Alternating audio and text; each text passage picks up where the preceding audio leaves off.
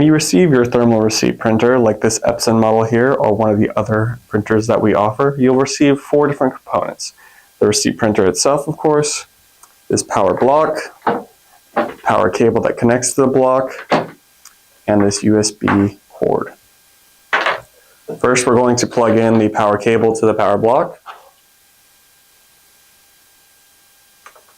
And we're going to flip around the receipt printer where we're going to take note of these 2 ports to the right side.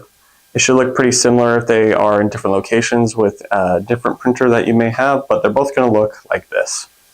We'll plug the USB port,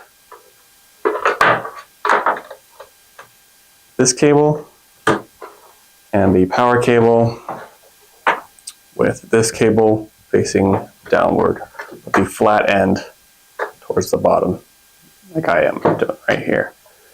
All right. Now that those are in position, we'll go ahead and connect this to the point of sale and this to the power source. Once we have our printer plugged in, you'll see that it has a power light indicating that it has power, and you will see that it does in fact feed, indicating that the paper was loaded correctly. You're going to want to load the paper facing this way, and you can tell that it was put in correctly, as when it comes out it doesn't roll to the front, it rolls to the rear like so. Next up, we're going to connect the receipt printer to the cash drawer. As with the way that Corona works, the receipt printer sends the signal to the cash drawer to open, and the cash drawer will actually not be plugged in to the point of sale itself. Once we bring our cash drawer over, you'll see that you have a cable that looks a lot like a phone line.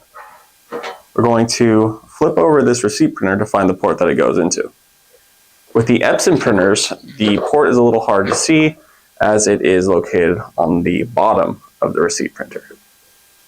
We'll take the cable, put it inside this port. That way, if we do a cash transaction, the receipt printer will know to send that signal to the cash drawer to pop it. And now we have our receipt printer set up alongside our cash drawer. Now that we have the cash drawer and the receipt printer set up, we can connect to the point of sale. The cash drawer and the receipt printer will only physically be connected to the point of sale by this one USB. So we're going to pull this monitor back and plug it into any USB port that we see that's available. Next, we're going to connect the power cable together. So the power cable and the power block, as well as the power input. And the power input is going to be a port that looks like no other port. It's going to have this odd looking end, so I'll plug that in.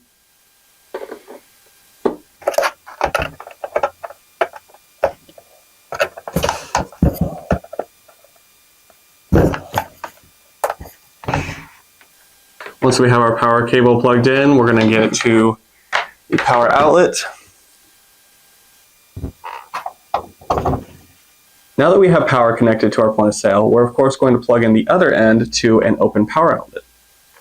We'll want to then plug in this Ethernet cable into the point of sale, and this will be located in a port that is titled LAN, spelled L-A-N, not the COM port, as that won't suit our needs.